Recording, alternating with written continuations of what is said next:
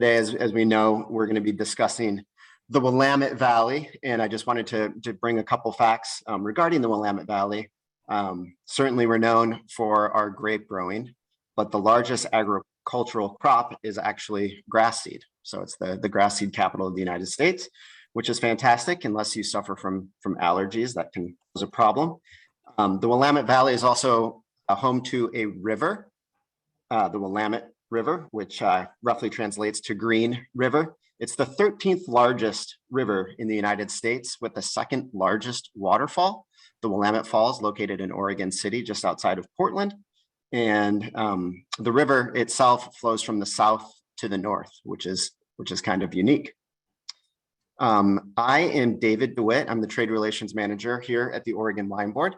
Thanks everybody for joining. This is the second of 6 webinars that we're doing in support of Oregon Wine Month for the trade industry. And I know we have some consumers on as well.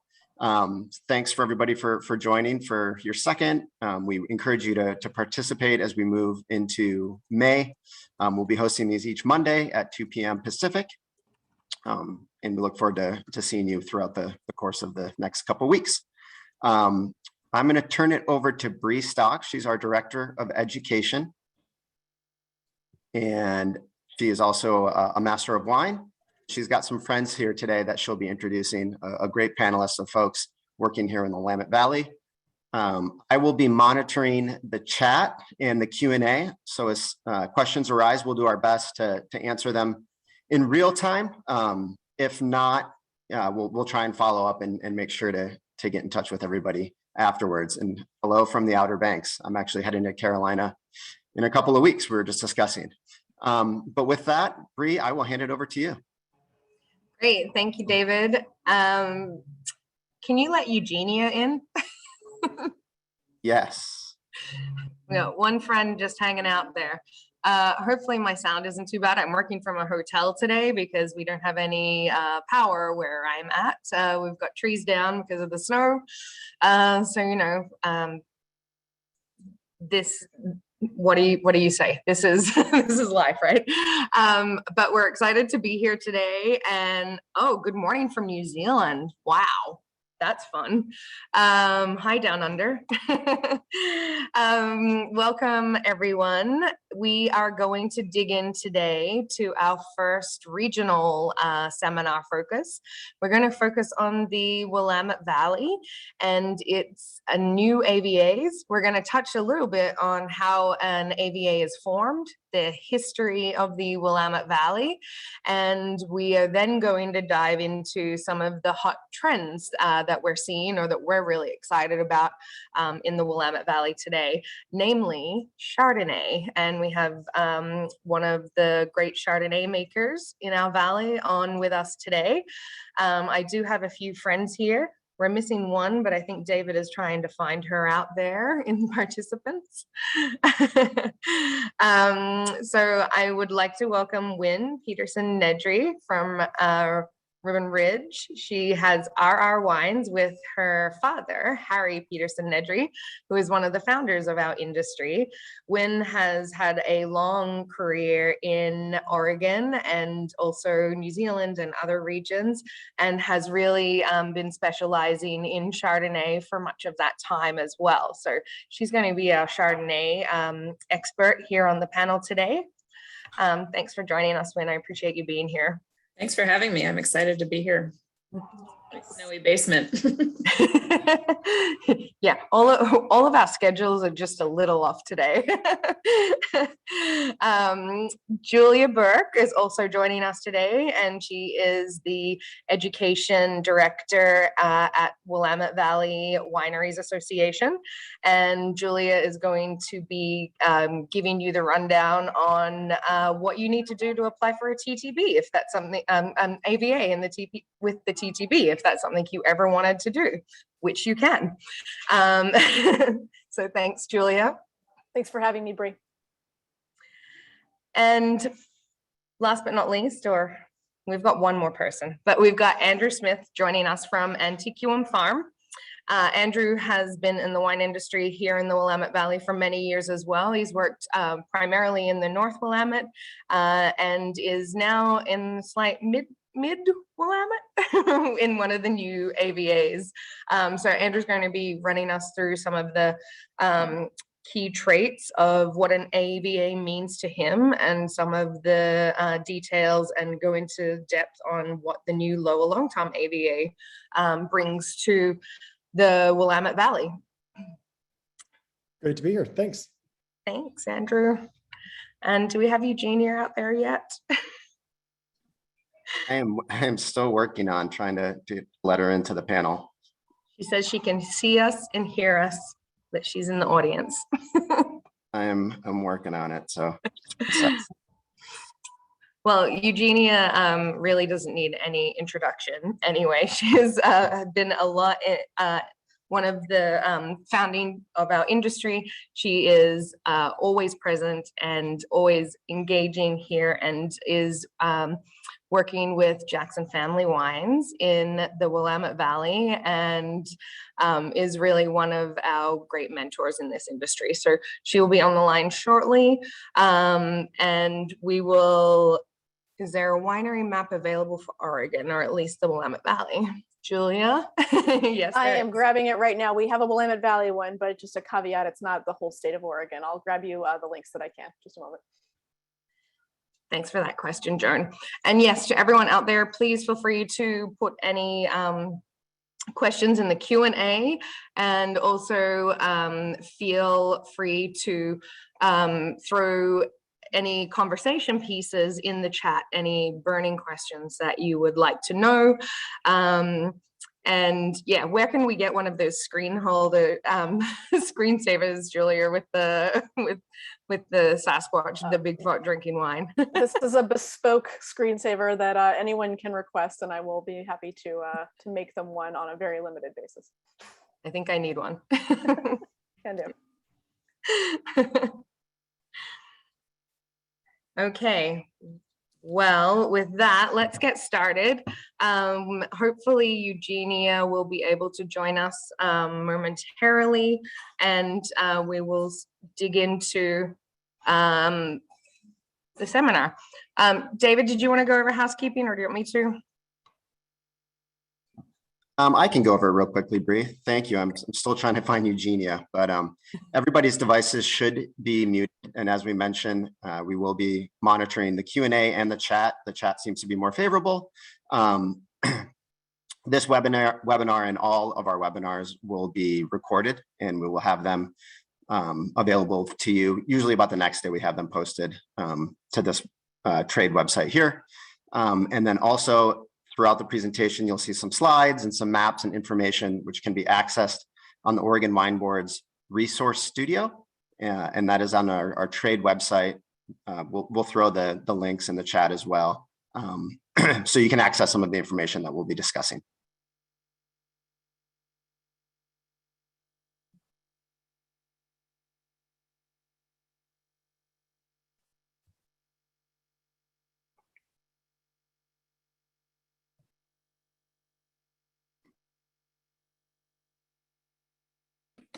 Bree, you're muted.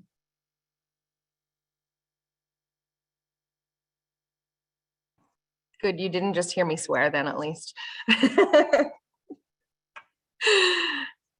So let's dig into the seminar for Willamette Valley. Oregon is expanding, and as we increase in age and size, we are starting to define ourselves a little more with increased AVAs. We now have 22 AVAs in the Willamette, in Oregon, that winemakers either exclusively focus on or purchase from multiple regions, and dig into the regionality of this quite diverse state. From this map, you can see fairly clearly the major geographical features of Oregon. Most of the winemaking and wine growing occurs on the western side of the state, in between two mountain ranges, the Coast Range and the Siskiyou Mountains, which are a low-lying range that gives us a buffer from the Pacific Ocean, and helps protect some of the vineyards inland.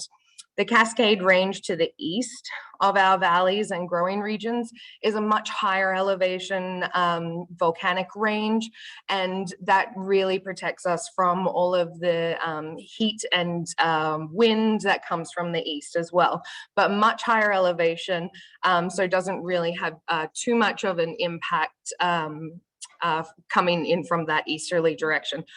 We are separated from Washington, which is our northerly neighbor, by the Columbia River. We rely on the Columbia River to bring moderation to the vineyards in those areas, which are the Columbia Gorge AVA, the Columbia Valley AVA, Walla Walla, and the Rocks District of Milton Freewater. Like Washington, we also share AVA borders, most of them with Washington. We have 4 shared AVAs within the state, and that's primarily along with the Washington border and then the Idaho border as well. And then we have California and Nevada bordering us to the south. Getting into the Willamette Valley, which is our first AVA in Oregon, created in 1983. The Willamette Valley was originally founded in the mid-60s and has since expanded and has had much success with primarily one grape variety, but it's capable of growing many grape varieties at very high quality levels. So we're going to dig into Pinot Noir a little bit, Chardonnay, and also some other varieties that are taking hold. As you can see here, we are expanding within the Willamette Valley AVA. So there's several nested AVAs within the Willamette Valley now, which we'll get into shortly, but I wanted to give you this image so that you can see that most of the AVAs are in fact nested in the north of the valley, and Lower Long Tom, which is our newest, is in the south, down by Eugene. The history of the Willamette Valley, you're going to see my very good PowerPoint skills here. We were hoping to have Eugenia talk about the history of the Willamette Valley because she's so instrumental in much of this conversation. The Willamette Valley has been around since 1965. Well, it's been around for much longer than that, but the Willamette Valley as an AVA itself was established in 1983. However, the creation of an AVA doesn't just happen. Vines were first planted here in 1965 and through the early 70s. The first Pinot Noir vines were planted in the Dundee Hills AVA and the Tualatin Hills AVA and Chehalem Mountains AVA. So multiple founders were reaching out here, usually from exploring vineyards from California, often with a background in UC Davis, viticulture and enology, and really trying to find their place where they could seek out cool climate wine growing and high quality wine growing opportunities. So Charles Curry, David Lett, Dick Erath all made their ways to the Willamette Valley in the early 60s and established vineyards at that time. In 1979, the Eyrie Vineyards 1975 vintage South Block Reserve Pinot Noir placed amongst the top Burgundies at a wine tasting in Paris. And this really shined the attention or helped focus the attention of those in the area that were planting grapes at that time onto the grape variety Pinot Noir. And Pinot Noir plantings really started expanding then in the 1970s, which is when you find the majority of the founding wineries being established in the region. 1980 brought the Steamboat Conference, which some say is really why Willamette Valley and Oregon Pinot Noir has really taken to the very fine, high quality in such a short time, is because of the culture and community of winemakers and wine growers that are in the Willamette Valley here. And Wynn, you could probably speak to this a little because you would have grown up with Harry really, digging into the development of Steamboat and bringing Pinot Noir comparisons together. So a community of people who really got together to bring their wines together to talk about them. Wynn, can you talk a little bit about maybe what the importance of Steamboat has been in the Willamette Valley? Yeah, you bet. So way back when Oregon was kind of first emerging as a Pinot Noir focused region, the necessity was there for people to get together in a technical way to taste through a lot of wines, and particularly put focus on those that they were having trouble with, so that troubleshooting could happen within the larger community. It was always meant as a no press, no media, nobody like that was intended to be there. It was supposed to be kind of a closed door analysis of people's winemaking techniques, and then kind of an advisory group to help basically boast the whole quality of everybody's Pinot Noir at the same time with no judgment. So basically you would bring your most flawed wine, or the wine that you had a question about, talk about everything that you could think of.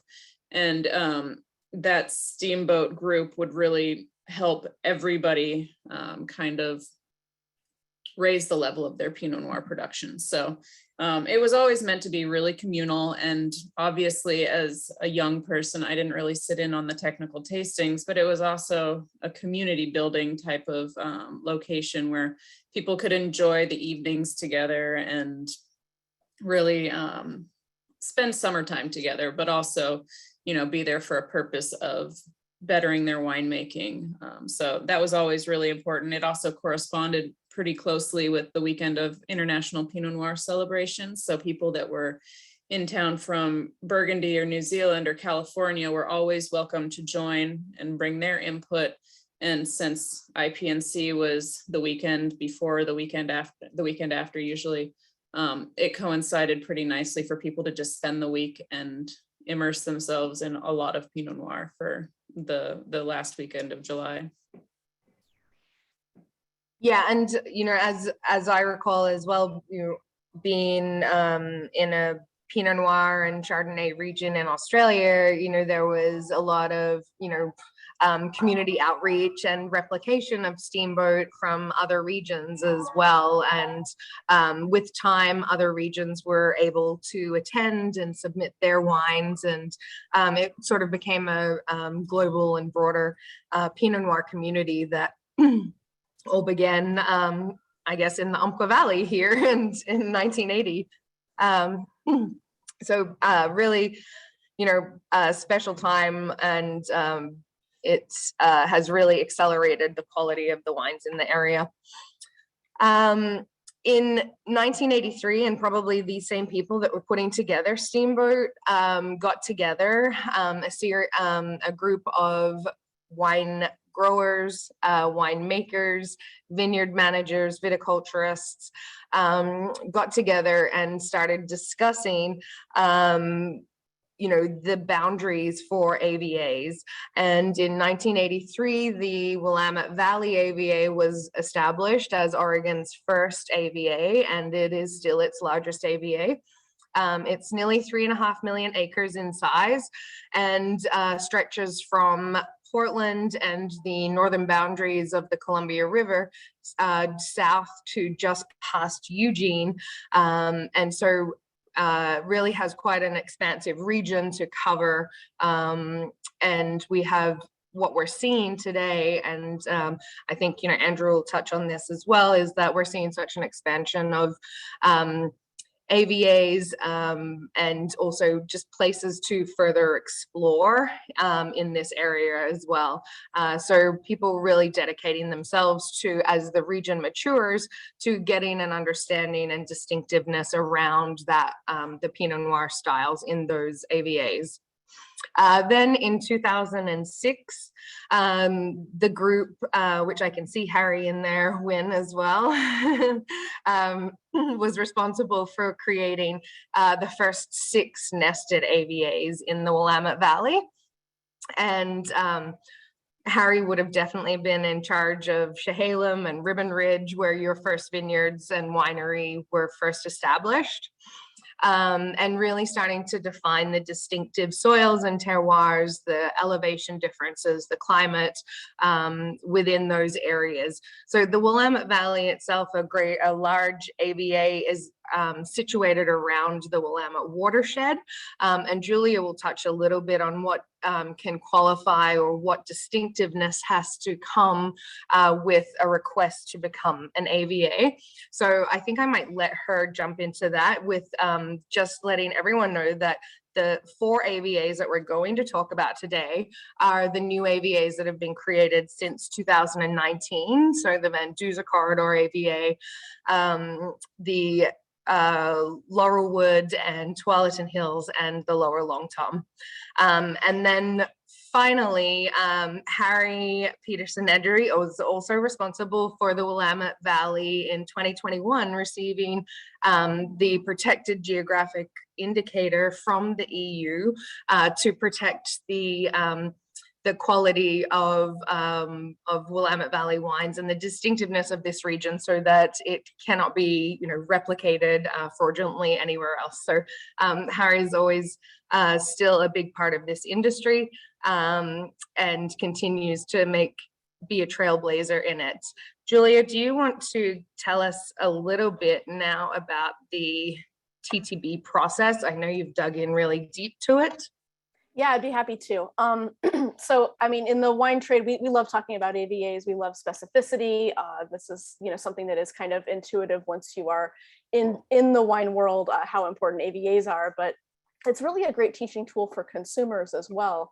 I always like to remind folks, when we're talking about Oregon specifically, we have one of the highest blending standards in the US. The federal level AVA blending standard is that 85% of grapes must be from an AVA that's named on the label. In Oregon, it's 95%. We really have a high strict standard for AVA protection. And it's important to remember that when anybody can apply for an AVA, first of all, as Bree said, if you wanted to go through this process, you could. It is a long process. And yeah, I saw the question in the chat. Thank you, Andrew. Nested AVA is what we call AVAs within a larger AVA. The process is a long one. So you'd have to have a lot of time, first of all, but you also need to be prepared to explain why this region has a specific, what geographical, what sort of just landmark standards, what climate differences make this area create unique wine. Is there something about this region that warrants a specific wine, legally relevant wine designation? So you're showing that, okay, this area that I'm drawing the borders, and I'm showing where this is going to start and stop. You need to show that this area is unique from the area around it. You also, if you're talking about a nested AVA, need to show that this area is not so distinctive that it warrants actually a redrawing of the larger AVA. So for example, Willamette Valley, let's say if you're writing a petition for a new AVA, you need to show that this AVA that you'd like to draw is sufficiently different from the area around it to warrant having a special American viticultural area designation for it. But you also need to show that it's still Willamette Valley, that it's not so different, so distinct that actually we should just cut part out of the Willamette Valley and make it completely separate. That's the first thing you really need to establish. And a lot goes into this. There's maps to be drawn. There's weather stations, explanations of various microclimates. It's really an amazing amount of research on the part of the person who writes these AVAs. And once that petition is submitted, the process from start to finish can take several years. It's been about 4 years on average, I think, for the last few AVAs that we've had, where you submit this petition, you've established your reasons for why it should be separate. You've also established historical name significance. So I would love to just establish an AVA and call it the name of, my favorite character in a TV show, or, the Julia Burke AVA. But I would need to establish that other people have called this area what it is, and that the name has a historical meaning and significance, and that people will understand why it's called that. So that's another thing that has to be specific. once you have established all of these things, then the TTB needs to review it. They open a public comment period, which is where they are looking for folks to weigh in and say, oh yeah, this is absolutely a region that warrants its own AVA. I buy grapes from vineyards in this area. Absolutely, there is something special and distinct about them. Or perhaps if someone has, if there's a controversial issue with the AVA, if there is something to discuss, like, oh, you know, I'm not sure I like this name, or I think that this could present a conflict, that is where those comments go. And that comment period takes about 60 days. And then the TTB reviews all those comments. And then the next period is kind of just looking at the whole package of, does this make sense for this petition to move forward? So a lot of patience and a lot of research on the part of the petitioner or petitioners. It can be more than one. And once it's established, really, as I mentioned, a great teaching tool. I've mentioned this before to Andrew, but I remember before the lower Long Tom AVA was established, I would show maps of the Willamette Valley, and my consumer audiences would say, oh, so there's no wineries below this point in the valley, because they would see that there are no nested AVAs. And I'd have to say, no, of course not. There's wineries throughout the valley. It's a very big region, and there's wineries all over the South Valley.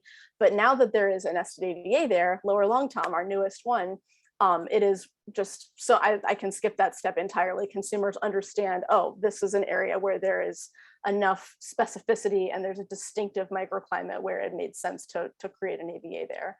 So, you know, as a young region, it's really exciting time to watch these new AVAs get developed. Yeah, Andrew, do you have any comments on that delightful process? Seems you've just been through a big committee with multiple back and forths with the TTB. Yeah, I think one of the critical things, especially on the time piece, is just to know how long it takes. And it was 6 years in process for the Lower Long Tom to actually be passed, perfected, and then approved by the TTB, and let alone that it was started under a different name. And the original name for it was submitted as Prairie Mountain, which is a mountain that is in the Coast Range that actually has a pretty dramatic microclimatic effect on the Lower Long Tom AVA, but the mountain set outside of the boundary of the AVA. And so the TTB geographically rejected the name, and then another name had to be searched out. And the Long Tom River, the Long Tom watershed, we have the indigenous tribe that was part of the Kalapuyan tribe that lived in this area. Their name, and I don't know how to say it in Kalapuyan, but it was pronounced something along the lines of Long Tumler, and that's where Long Tom came from. So it's not even just as simple as submitting your application. The approval process is real, and especially on the naming side, you have to show some sort of historical relevance and significance to the name that gets chosen. So you can't just choose one on a whim and run with it, and just because you like the sound of it. And then you also run, of course, into other complications. For those of you familiar with the Willamette Valley, where we have a winery called Willamette Valley Vineyards, who is subject to rules and regulations because of sharing the name with the AVA that the rest of us don't have to deal with, which is pretty interesting. So pretty complex, and you have to be pretty committed to wanting that defined place if you're going to jump into this whole process. We've got some good questions coming through in the Q&A and in the chat, and Julia is answering a lot of them in there as well. One of the questions is, why is the AVA standard not 100%? And so the AVA standard across the US is not 100%, and it gets more specific depending on the size of the nested AVA size. So state AVAs have less restrictions, and then there's nested AVAs that have deeper restrictions as well. And then generally speaking, David asked about, does a region have to have something there for a specific number of years to qualify as a candidate for a new AVA? And I think that generally speaking, most people won't seek out an AVA unless they're finding, after many years of growing grapes and making wine in that place, that this is a special neighborhood or district compared to grapes that are grown from a different region or area where it's farmed from.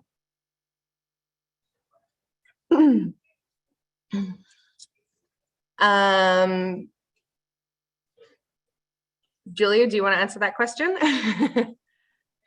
Sorry, in Oregon, why are we not 100%? I see. I was typing another question in the chat. I think, you know, there are probably some people who would like to move in that direction. It may at some point move in that direction. There are also people who like to have the ability to blend a small amount from another part of the state. But you know, this is the US. We're kind of the Wild West of the wine world. Everywhere in the New World, I would say, is kind of the Wild West in terms of you know, being able to create the rules that we want and establish the standards that we want. And as I mentioned in the chat, you know, we don't really have this kind of historical, long established quality level system that something like France does, where it's like, okay, well, we know that this vineyard is the best vineyard in town, so we're going to call it this. And we know that, you know, this region is this quality level, and we're going to establish these kind of rigorous standards with winemaking to meet that. We don't have that. You can do whatever you want in the US. So it's kind of going to be it's interesting for young regions like ours to think about, as we mature and as we develop, you know, how we want to whether we want to have, you know, quality specific, whether we want to have a crew system, whether we want to have, you know, specific vineyards that are called out. And yeah, all of these rules are in some sense changeable, but I think there has never been an assumption in the US that you're going to have a 100% AVA standard. And yeah, so that's the reason that it's pretty much unheard of at the smaller level. Yeah, in some ways it's almost about protecting, you know, the growers and people within those AVAs as well. The majority of wines are 100%, you know, from the particular AVA. But, you know, in some years when you have maybe poor fruit set or bad weather or certain rot issues or wildfires, it may be better for the health and economy of all in the region and all your growers to be able to supplement some of, and only 5% is pretty small. In other AVAs around the US, it's larger than that. So Oregon is still much stricter in its requirements for AVA and varietal standards on labels, but you can put 100% such and such on the label, whether it's 100% Pinot Noir or 100% AVA, you can actually put that on the label if you wanted to. So I think people will leave that up to the people then in the AVA. Wynn, what do you think? Yeah, and I was gonna say that if you do put the name of a vineyard on there, it does in fact have to be 100%. So that's one place that I see most people putting the vineyard and the AVA in the same line on their labels. And in that sense, you would always know that it's 100% from that AVA, because you can't blend anything in if it's vineyard designate. So. Yeah, exactly. Do the blending regulations align with the dominant traditional grape varieties of the Willamette Valley? Let's bookmark that question for later. I was just going to ask, do we think that Pinot Noir hasn't been traditionally blended in France with other grape varieties? In Burgundy, yeah. They sure aren't supposed to be, but that doesn't say that historically you don't see Teinturier type grapes in vineyards when you drive by in the middle of fall. So. Well, and exactly, the legal varieties in Burgundy are Pinot Noir, Gamay Noir, Pinot Gris, Aligoté, Chardonnay, Sauvignon Blanc, and the same is true in Burgundy as in the US, that for varietal regulations, it should be 85%. So you can blend in anything else. They just typically are more associated with the place. And we've simplified that to being linked to a single variety, because that's how the New World wine thinks. Okay, let's move into discussing Pinot Noir through these AVAs. So everyone knows that Oregon is very much associated with Pinot Noir. It does make up 60% of the plantings in Oregon. It is mostly found in the Willamette Valley, and it is nearly, is it 75% of plantings in the Willamette Valley still, Julia? Yeah, I believe it's close to that. I can pull up the exact number, but it's been in the 60 to 70 realm for quite a long time. Yeah. And so there's still a lot of acres to be planted in the Willamette Valley, and there's a lot of Pinot Noir in the rest of the state as well. And in fact, in the Umpqua Valley and in the Rogue Valley, which are both nested AVAs of Southern Oregon, Pinot Noir is the most planted grape variety.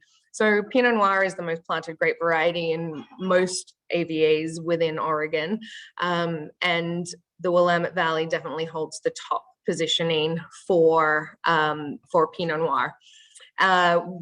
Because of that history of being highly recognized for Pinot Noir quality, high quality, since 1979 and the Irie vineyards, people have furthered to explore the grape variety that does really tend to be one of the most transparent grape varieties and showcases of place. And so that's how we've started coming into more of the new AVAs. And we can talk about the distinctiveness of those places in themselves. And we will jump into specifically the Van Duzer corridor to begin with. So this is a picture of the two vineyards that were the first Pinot Noir plantings in the state, David Hill Winery on the top, which is in the Tualatin Hills AVA, and then the Irie Vineyard in the bottom there, corner there. So both of these vineyards were some of the first plantings in the Willamette Valley, and both are parts of nested AVAs. We did have a new nested AVA in the Van Duzer corridor in 2019, and this was the first new AVA within the Willamette Valley since 2006, and those series of nested AVAs started. And so this was because there's, they've defined the Van Duzer corridor very colloquially. It's often referred to as, the cooling influence that comes through the Coast Range and really cools down the valleys, especially the Eola Amity Hills. But there's a number of vineyards that have been planted on that sort of low-lying hill that sits in front of the Eola Amity Hills AVA. And there's been plantings there for 2 decades or more that finally feel like they need some, distinction around them. So defining some of these lower lining sites as being part of that Van Duzer corridor AVA, it's distinctively different soil to the Eola Amity Hills AVA to its east and to the McMinnville AVA to its north. And so this felt like to those growers and winemakers there that the fruit coming off of the vineyards here had a much different character to those surrounding AVAs. So marine sedimentary soils, fairly deep, able to get good root structure. The Van Duzer corridor itself blows right over this entire AVA, and the AVA itself is quite low elevation in comparison to the surrounding AVAs in the area. The ripening of Pinot Noir and other varieties in this AVA as well is also much delayed. So it's often one of the last AVAs in the Willamette Valley to be harvested. And also the combination of that Van Duzer corridor wind that blows down that corridor from the Pacific Ocean really helps to keep the air movement happening in the fruit zone and helping to keep the fruit here very free from any issues of rot or mildew that might come with being in a cooler climate. And so that's very important here as well, and also allows for that deeper hang time on the vine as well. Also, because of those winds, the grape berries and bunches themselves tend to be a little smaller, have slightly thicker skins, have slightly higher skin to juice ratios, have a little more tension and phenolics on the palate, and help to retain their own natural acidity in that AVA area. And so the wines tend to have a vibrant acidity to them with nice structure and really juicy acidity coming from there. Wynn or Andrew, either of you, have you worked with Van Duzer fruit?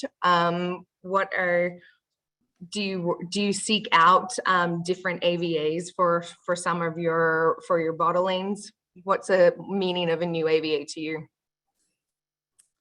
I haven't ever worked with the Van Duzer corridor fruit personally, but I've worked with a lot of Willamette Hills right on this kind of the border there. And I think everything that you kind of explained is pretty spot on. I do seek out those kinds of nested AVAs that are really distinctive. I think as we're talking about new nested AVAs and we talk about the Laurelwood District, I think that one's really interesting because most of the vineyards in that nested AVA are called out because they do have the Laurelwood soil. I think it's really interesting to see the distinction that soil in one region can make. And in Van Duzer and Willamette, I'm sure there's kind of a mixture of some of those soils, and to see like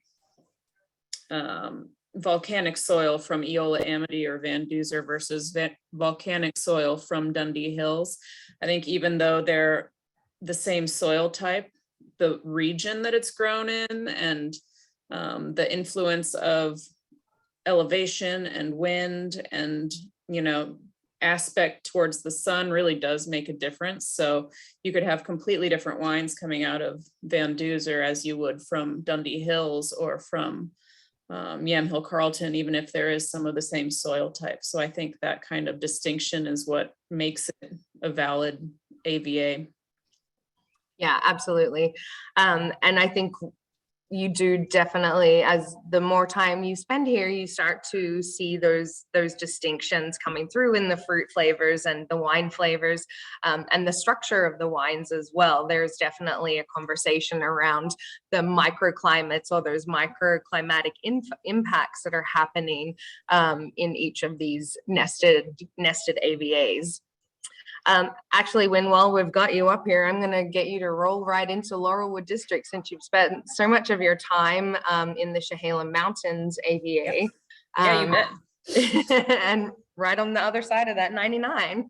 Yeah, I've spent my time in a lot of different parts of not only the Chehalem Mountains, but now the Laurelwood District and Ribbon Ridge, which are both nested AVAs within the Chehalem Mountains. So if you have fruit grown from Laurelwood or from Ribbon Ridge, you can also call that fruit Chehalem Mountains AVA fruit. So if you're calling a blend that you're making Chehalem Mountain AVA designate, you can use fruit from anywhere within the Chehalem Mountains AVA, which includes Laurelwood and includes Ribbon Ridge. So it's a pretty large region.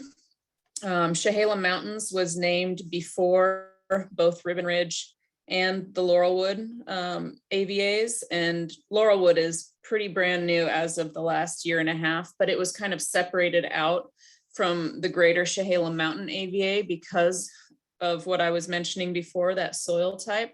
It's really distinct. It's actually the Laurelwood soil type, which is a subset of some of the Missoula flood silt that was brought down eons ago from big glacial meltings and refreezing and melting and refreezing from Canada and Montana. So if you're aware of those cataclysmic floods that basically created the Columbia Gorge, that's where the soil type from the Laurelwood series came from. So it was this flooding over and over that deposited this silt matter that's really fine, gives really elegant Pinot Noirs.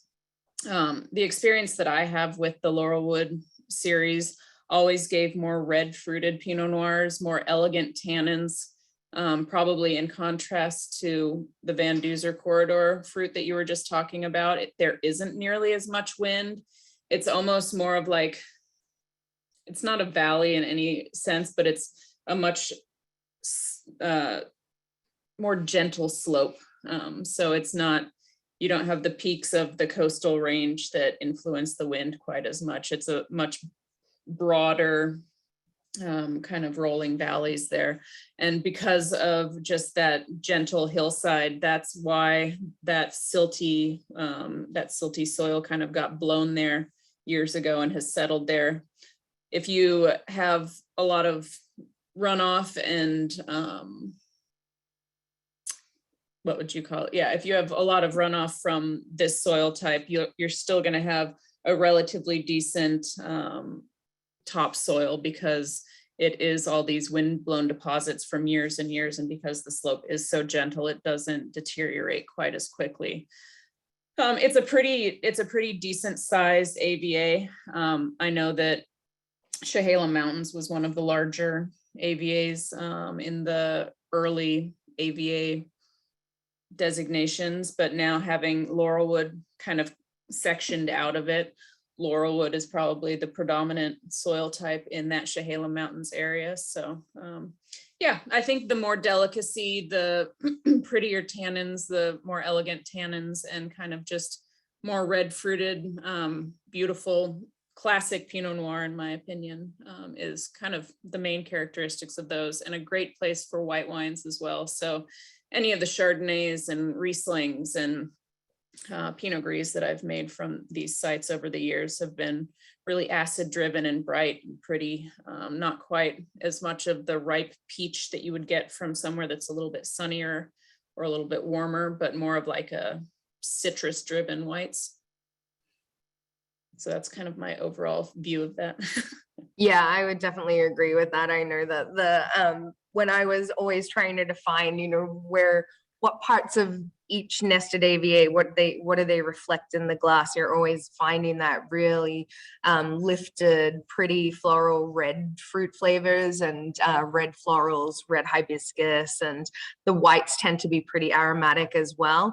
And the tannins are quite distinctive from the wines on those Laurelwood soils as well, in terms of that fine grained sort of structure to them.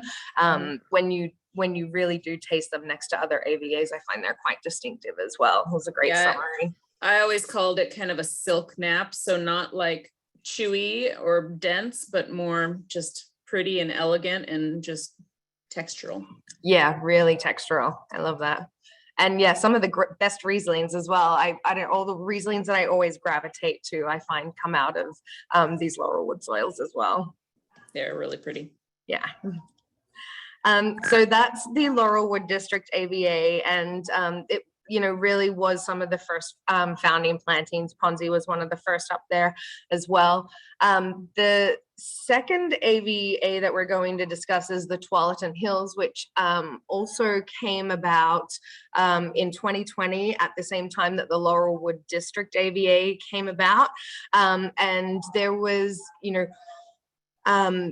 it's the Tualatin Hills because it's defined around the Tualatin river watershed.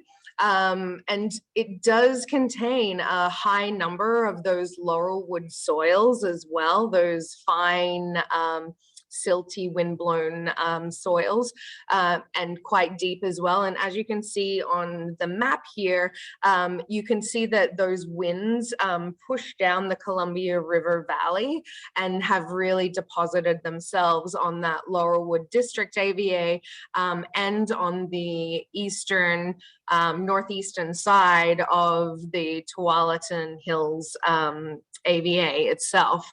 However, the soils in the Tualatin Hills AVA are not quite as uniform as those in the Laurelwood District. And so that's why the vineyards here, which do range from slightly lower elevation foothill vineyards up to higher elevations around the 600, 700 foot mark, have been defined as the Tualatin Hills, and those Laurelwood low soils tend to sit on on top and on the eastern sides. And then as you move further down into the valley, they move into the more volcanic soil profiles here. So you do get a fair amount of distinctiveness in the Tualatin Hills, but probably one of the most distinctive things that you get from the Tualatin Hills AVA is that it's the most northwesterly in the Willamette Valley. And for that reason, it's also one of the AVAs that are pretty heavily impacted by the Pacific Ocean.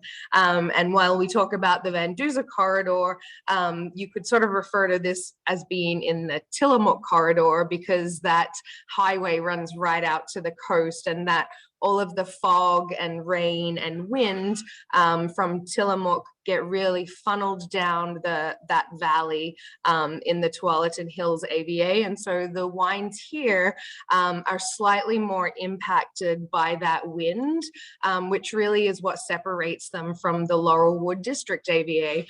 Similar soil type, so you get this bright, flavorful fruit and good high acidity, very red fruit flavored and very high aromatics in terms of the whites.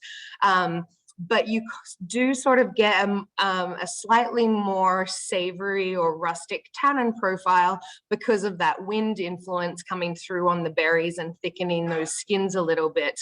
The grapes here are often a couple of weeks later in ripening and in harvest than the Laurelwood District and most of the other northerly nested AVAs like Chehalem or Dundee. So Tualatin and Van Duzer corridor and Eola Amity Hills, those sort of later impacted windy AVAs are really the ones that tend to be a fair bit later in terms of harvest. And then, of course, it always depends on where in the valley or what your aspect of slope is, your vine age. Younger vines tend to ripen earlier than old vines do. So there's a whole lot of complexity that comes into, when you're discussing what makes an AVA, so to speak. And then there's a question in the chat coming through. Tualatin Riesling has always been amazing. Yeah, again, it's those really fine-grained soils. They tend to retain the water a little better as well. When you add water to them, they're very fine, powdery soils. And when you add water to them, it almost becomes like a clay paste almost. And so during our wet months, which are apparently April is still a snow month now, but during our wet months, these soils really do help to soak up all of that water and retain a lot of the moisture, which really gets them through the growing season and helps moderate their phenolic ripening and physiological ripening throughout the growing season.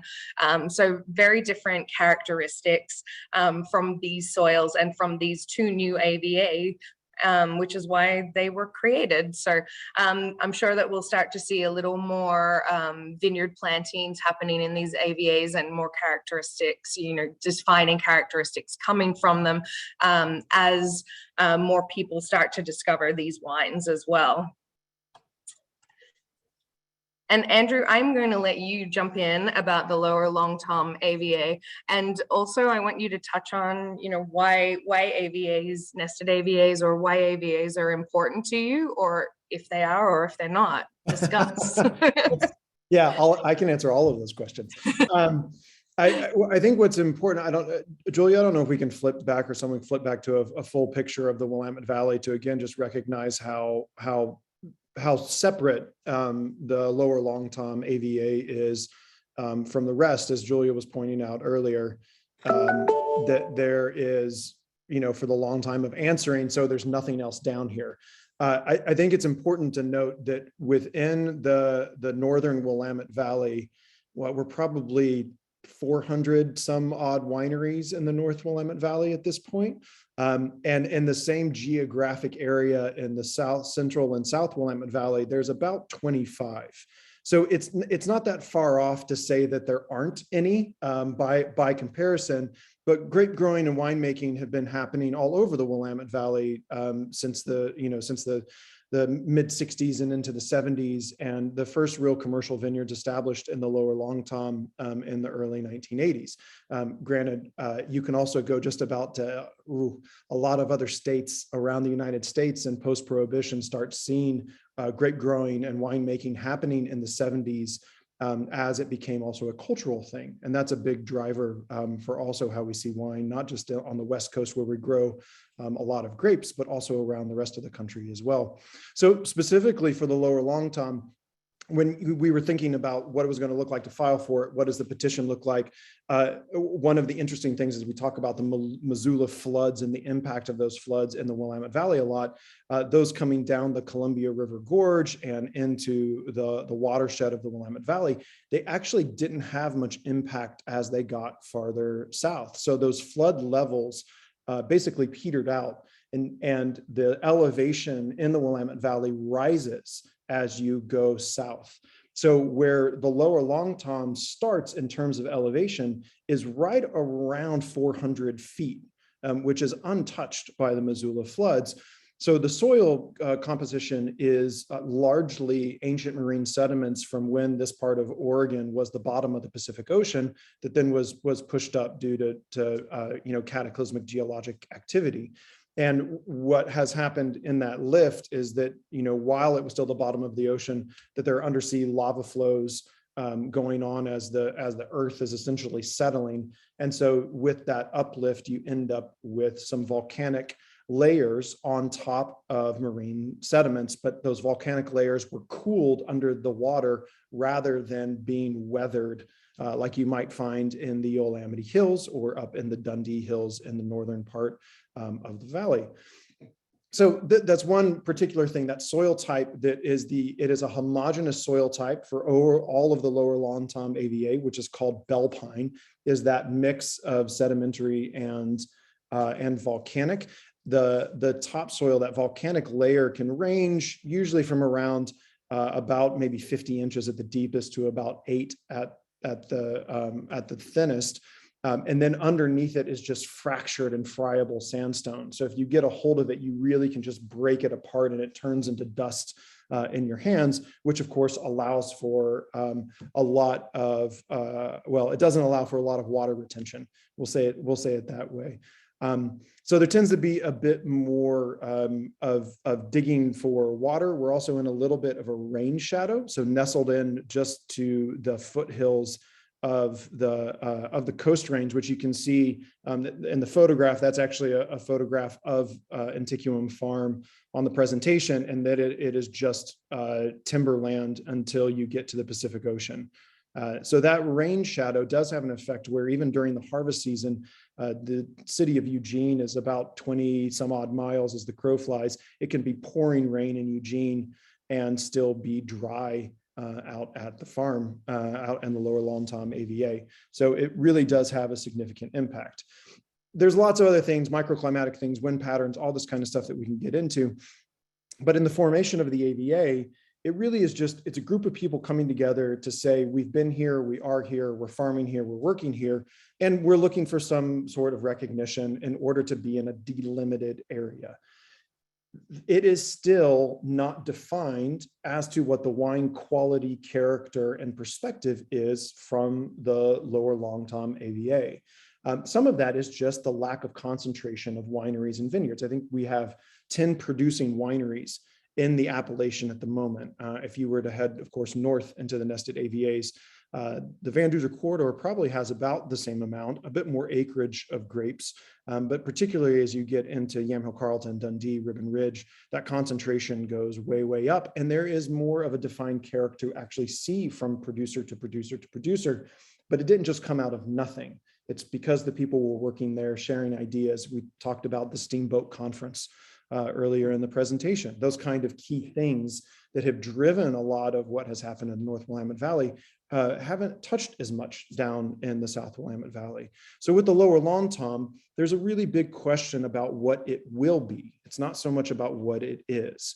What it is small farms, largely working in their own little pockets, doing the work of grape growing and winemaking, making the best of the businesses that they have. Most of the wines made in the lower Long Tom, you actually won't see around the United States, not even outside of the country, because there's just not much of it. And most of those wines that are made in a provincial way service the local population.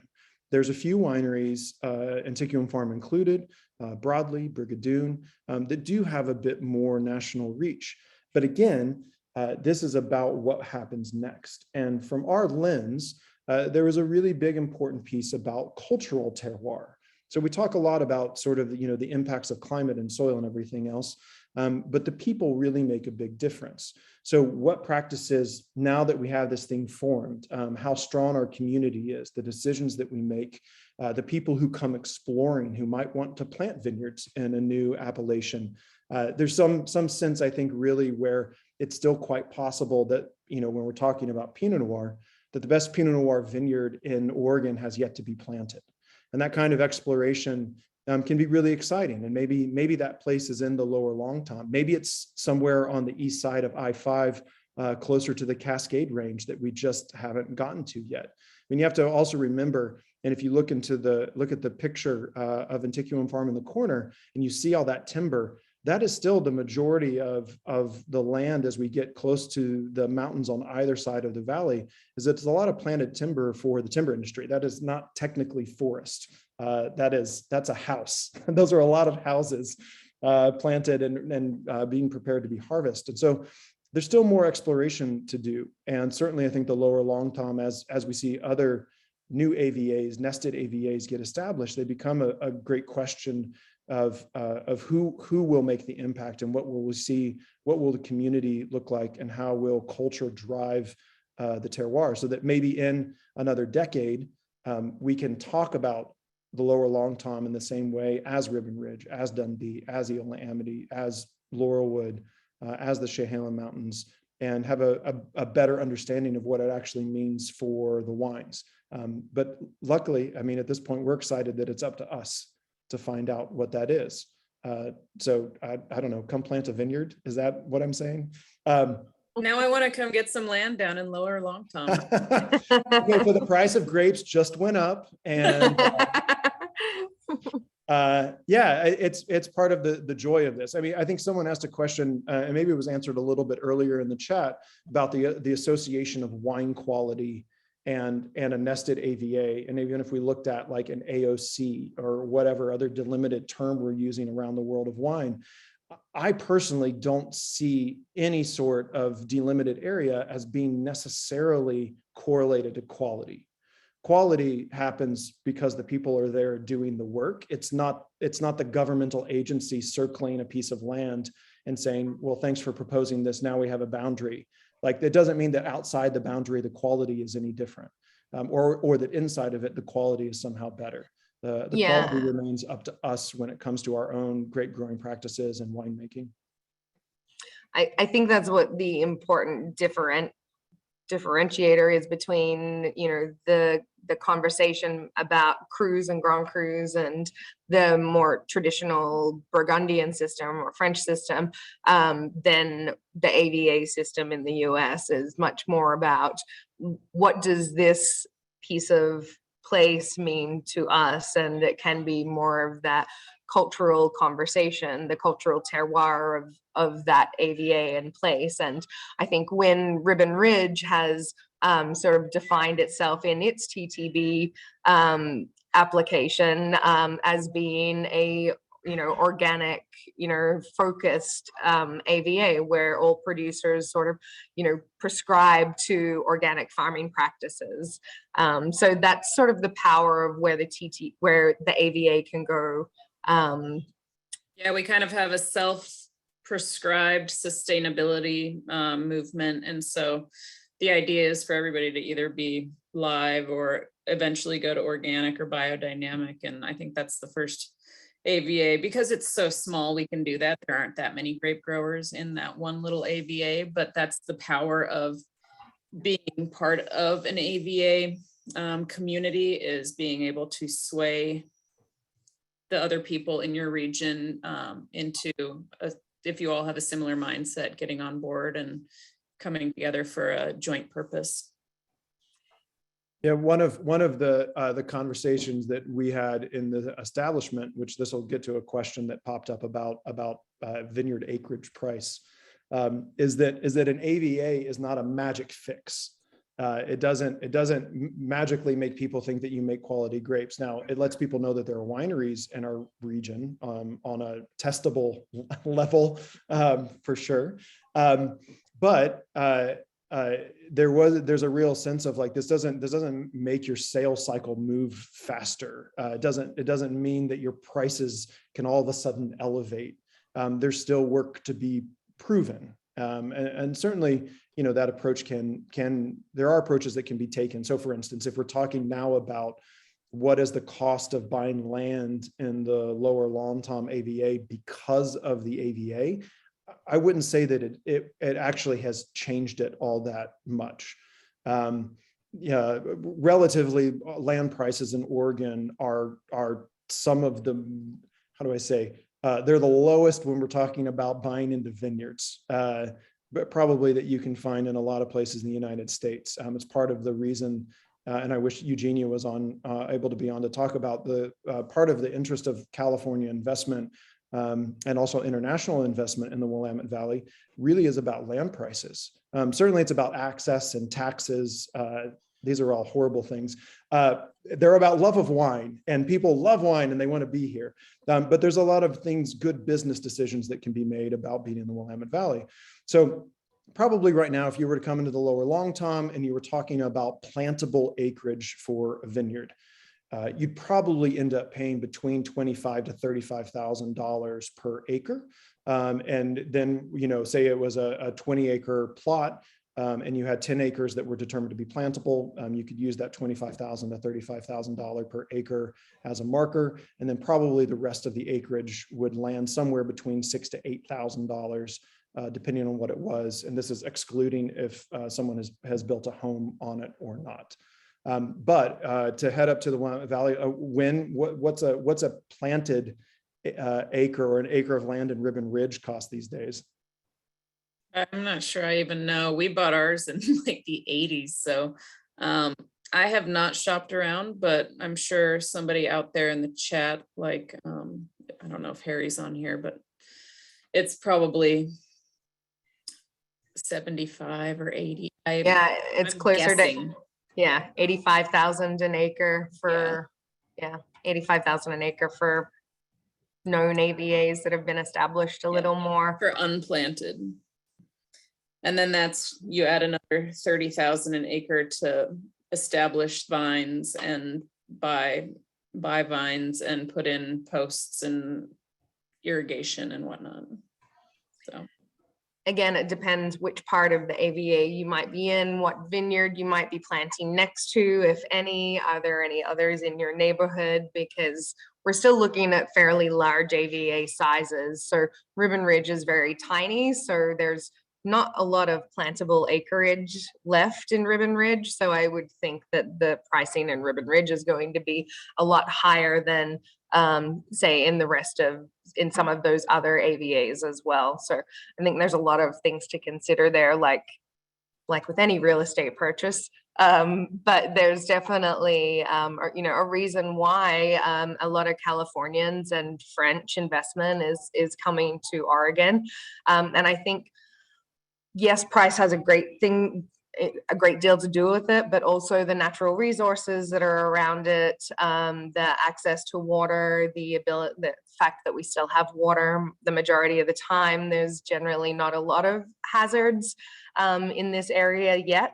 So I think there's also those considerations from a sustainability aspect, and also the high reputation for Oregon wines in general, and Willamette Valley wines, and the varieties that come from there. Pinot Noir obviously is one of those varieties, but we're now starting, that was a good segue, to Chardonnay. Chardonnay traditionally has not been a major focus in the Willamette Valley, despite it being planted among the first grape varieties, along with Pinot Noir and Riesling and Pinot Gris. There was Chardonnay planted. However, at the time, it tended to be a clone of Chardonnay that was unreliable in its fruit set. And then the further clones that came into Oregon as well tended to be higher yielding clones of Chardonnay, and really didn't seem to fit the American palate for Chardonnay in the 70s and 80s that Chardonnay around the world had at that time. But now it is really coming on strong here in the Valley. And I'm not sure I know that we've gone from 4% of plantings of Chardonnay to 7% of plantings, but these figures really only talk about the actual producing acreage. And we have to remember that the establishment of a vineyard takes several years. So while it says 7% right now, in a couple of years, this is going to flip very quickly to probably become 14% of plantings in the Willamette Valley.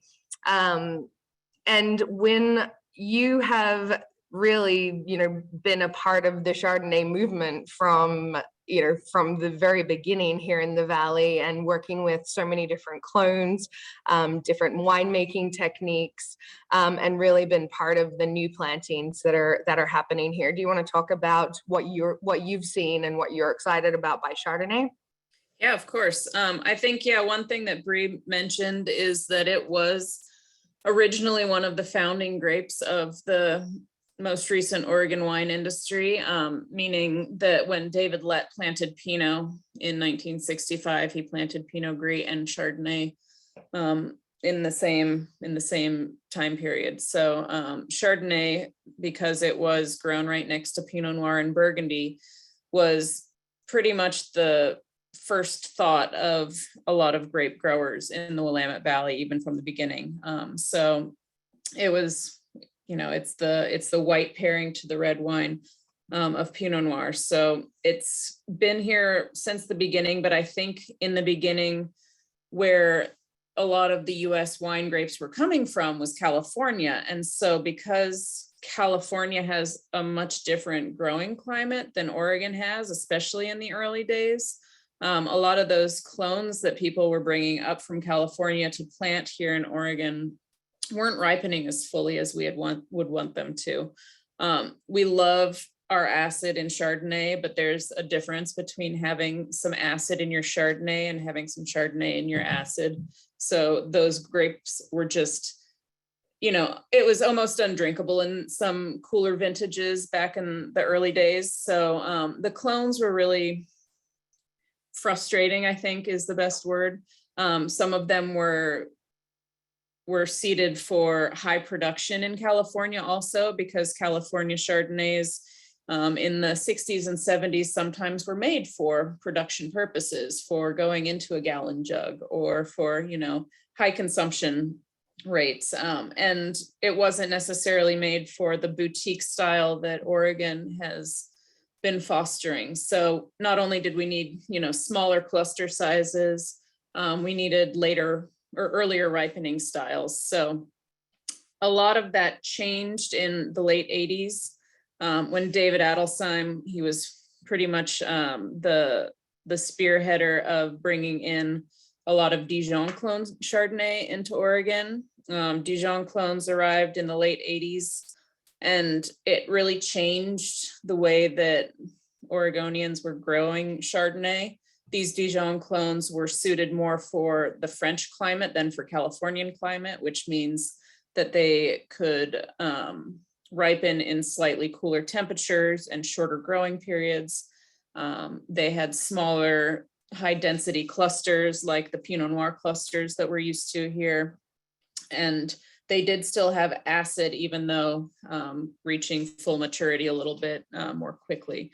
So those Dijon clones have, I think when people started planting those in the late 80s, we had a resurgence of appreciation for Chardonnay here. I think if you look at the graph of who had Chardonnay planted and what percentage of the state's total grape growing plantings were Chardonnay, it kind of goes in a little bit of a double mountain curve. So, you know, at the beginning, everybody was planting Chardonnay with their Pinot. And then when those clones weren't really working out, some of them were ripped out.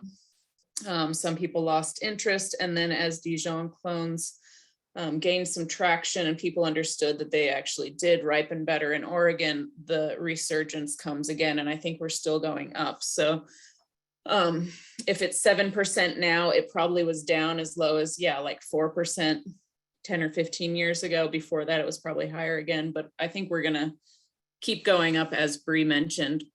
So those Dijon clone Chardonnays really ripened more fully here, gave us more of kind of the fully ripe phenolics, the fully ripe flavors that we were looking for. And then as the climate started to warm up a little bit more, some of those previous clones that people had maybe taken out started making more sense again. So we're able to ripen some heritage California clones here in Oregon that we weren't able to get fully ripe 10 to 15 years ago.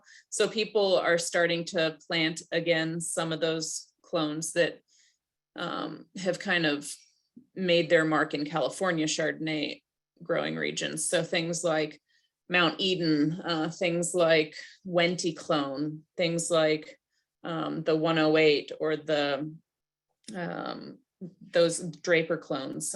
So things like that can get more flavorful here than they could in the past. And especially if you've got a warmer site, you can plant some of those bigger production clones that that can get you to the point that you want to be.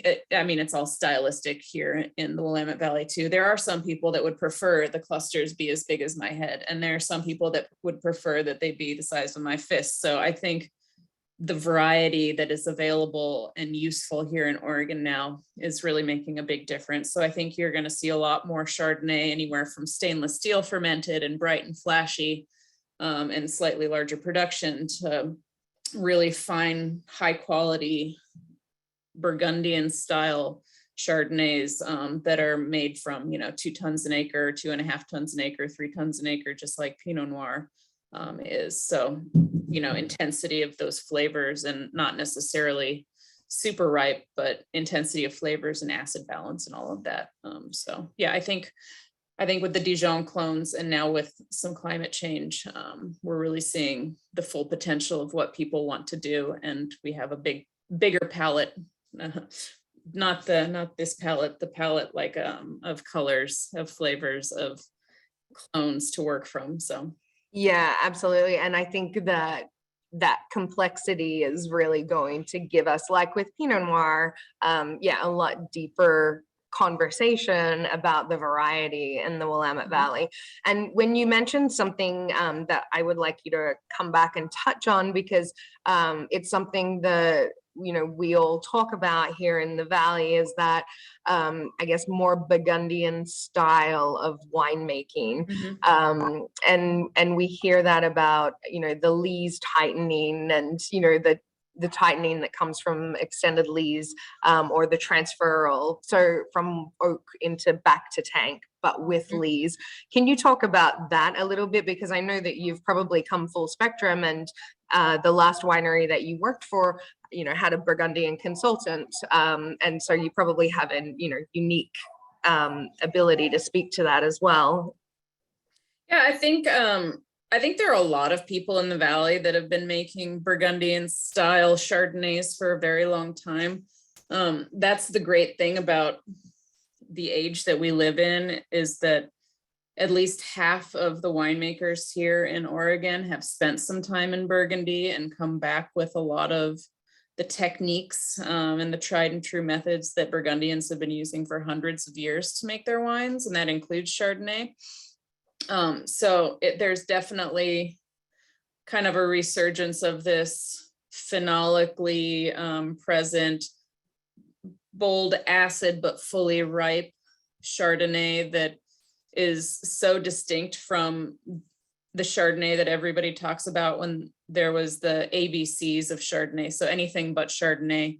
When people are sick of the overly oaked, rich, fat, buttery Chardonnays, they would kind of go a full 180 and either look for highly acidic, unoaked Chardonnays or something that's more Chablis-like or Meursault-like, where it's tight acid, but still oak fermented. So just dialed down, and the phenolics can come from some skin contact or some extended maceration rather than from just oak tannins. So obviously, as an Oregonian, we have always been trying to separate ourselves from Burgundy and stand on our own. But there are some methods that those Burgundian winemakers know that we can transfer to Oregonian style winemaking and really make some beautiful Chardonnays that are reflective of the land that they're grown in and show, you know, we don't have limestone soils here. We're never going to make Chablis. We're never going to make a lot of the Burgundian Chardonnays, but we can make something akin to those that are just the American version of high-end, high-quality Chardonnay with a lot of attention to detail, a lot of barrel fermentation, and that are reflective of where they're grown, which is Oregon, not Burgundy. Yeah, I think it's important to mention that, you know, like Steamboat, that there's been you know, our community for winemaking continues to stay tightly attuned to one another and dealing with issues on a community and corporate level, which Chardonnay certainly was that, and have had a Chardonnay technical tasting where people bring their wines that are in process and where we sit and share ideas, and people who have like walked their production methodology from start to finish, where we look at each other's numbers. I mean, you really, you know, you can get into the inside of someone's cellar and I think the lack of fear and the willingness for those in our winemaking community, and then also in the wine growing community, to sit down together and say, look, like if we want this to be world class, it's not going to be up to anyone other than us. And certainly that, I think that drive, you know, if I were to look at Chardonnay in the Willamette Valley and see sort of, you know, Domaine Drouhin coming in and kind of having a benchmark wine in their Artois Chardonnay, which you can of course find, you know, throughout the country.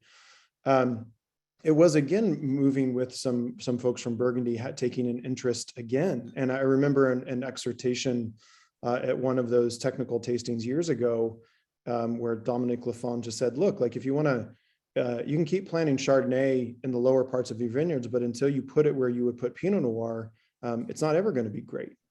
You've got to take the best land and put it with the grape that you want to make the best wine from. And I remember that distinctly going, maybe we need to keep pounding at this thing and think more differently about it. And the Willamette Valley community is one that comes together that kind of bears it all and says, like, how are we going to do this?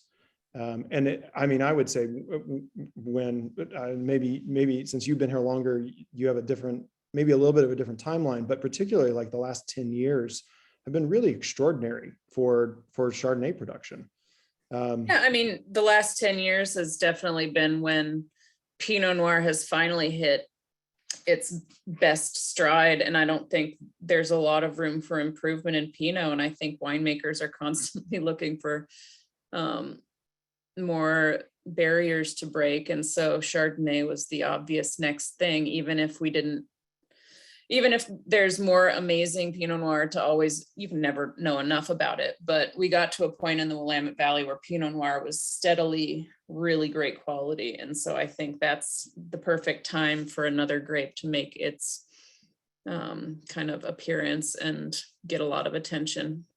So yeah, it's probably the last 10 to 15 years for Chardonnay for sure. And it also coincides with more investment and more outside money coming into the Willamette Valley and really infusing what's possible here. I mean, back 30, 40 years ago, when people were making wine, they had to go to California to buy supplies and have things sent from France. And now that everything's more accessible. Everybody's making better wines, and you can really focus on more than one grape variety to really make the mark here. Yeah, and I think it's important to remember that, you know, Burgundy is there's more Chardonnay planted in Burgundy than there is Pinot Noir, you know, and then there's an entirely other grape variety, Gamay Noir and Aligoté.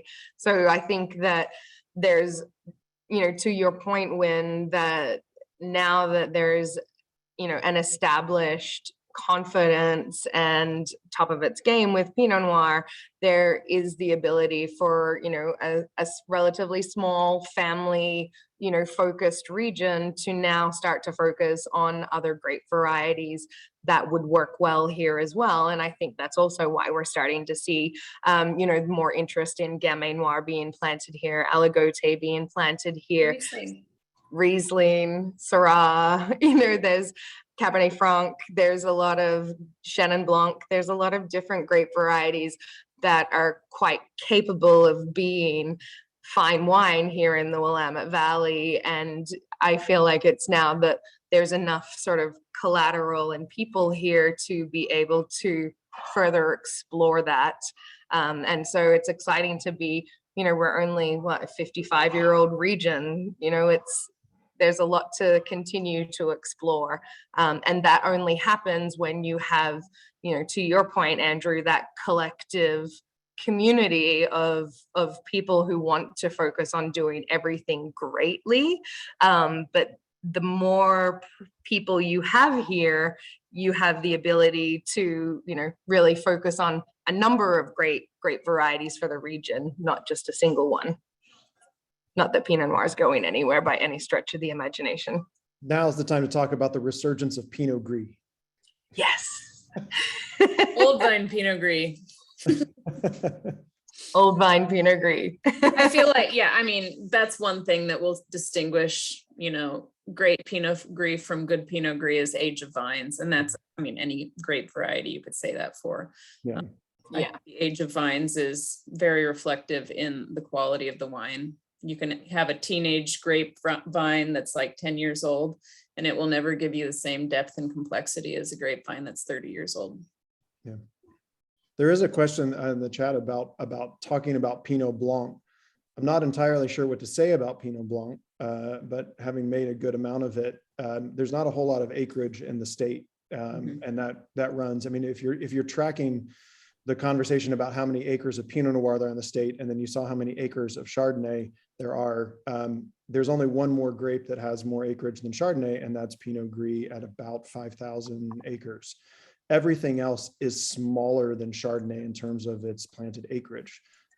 So while, of course, Pinot Blanc, like the grape varieties that Bree just mentioned that are white, certainly grows well here, it's sort of it's one of those niche things that someone said, I'll have some Pinot Blanc, and so they planted it, and then someone said, I'll make some Pinot Blanc, and so they made it. That's about as much there can be. I do think on some level it's interesting, there wasn't a whole lot of Pinot Blanc, really real Pinot Blanc in the United States until the 90s. It was mislabeled as the Melon de Bourgogne. And so there was some confusion about that, and I'm sure we're all aware of the Merlot Carmenere fiasco of Chile. It's not quite to that extent, but Pinot Blanc has really only been in the United States since the 90s. Oh, and Bree, I saw you're dressed in Cabernet Franc. I was going to be like, you should talk about that. As soon as I saw that question, I was hoping Bree would address it. Yeah. I was just going to say that, yes, I think since 2016 have definitely ripened Cabernet Franc in the Willamette Valley, and each year it gets easier. And in fact, in 2021, we ripened Grenache. But one of the reasons why Cabernet Franc and some of those more leaf-driven or green-driven varieties actually do quite well here is because we do have extended UV light, and we're able to open up the canopy and allow the UV light and photo degradation to happen on the berries. So we're definitely starting to see more interest in Cabernet Franc and those types of varieties, you often find more greenness in Cabernet Franc or Cabernet Sauvignon from hot climates because they can't de-leaf their fruit zone. They really, have to protect their fruit zone from not getting sunburned. So the gentle long summer days here in Oregon really give a unique style. But that's really what the conversation is that Oregon has the ability to grow and produce many fine wine styles. It's not just a single varietal conversation. We just need the bandwidth and the people and the investment and creativity and experimental vibe to be able to do it, to continue that thought process. And I think we're seeing it. And even we're seeing it in traditional varieties like Pinot Gris being made in different styles. So there's definitely a lot of experimentation and a lot of really exciting opportunities here in the Willamette Valley that we're definitely starting to see develop. So you're just going to have to come and visit and find out for yourself, I think. And sparkling wine is definitely having a moment, absolutely, and I think we'll continue to do so. Yeah, there's too much to go on about. There's really so much happening here at the moment, and sparkling wine is definitely really hitting its stride as well. When are you making bubbles? Enjoy drinking bubbles too much to ever make it. You and I are on the same page. Yep. No, it's one of those headaches that is so labor intensive to make, and and it requires specialty equipment and specialty, all of that. I don't know. I want to drink other people's sparkling wine. There's so many high elevation sites here in the valley to explore as well. I'm sure we'll start to see more of them being planted, and future farming might make sparkling wine to begin with, and maybe in 10, 15 years from now, it'll be the optimum Pinot spots.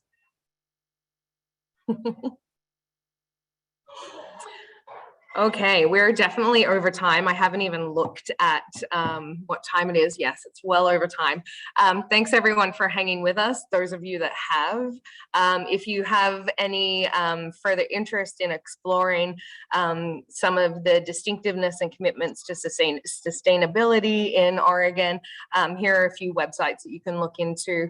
Does anyone have anything else left to add? Well, I just leave this very subtle slide on the screen. Thanks, Bree. Thanks, Julia. Thanks, Andrew. Thanks, David. Yeah, great to see you all. And for everyone still hanging out, come visit us. Come see us in Oregon. We've missed seeing you all. Not everyone is still traveling again to come to markets. So when you have a second, come see us this summer or afterward. We'd love to sit at tables and share some bottles and drink, have some great food. So yeah, please. Yeah, and we know that and we know that May is Oregon Wine Month, but every day is Oregon Wine Month when you're here. Yep. So come join us. Thanks everyone for joining me. I appreciate all your time. David, do you have any parting comments?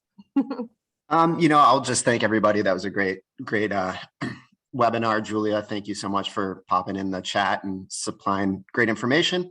I did just want to touch briefly on Oregon Wine Month as we've been leading up to May. I'm going to drop our. David, you muted yourself.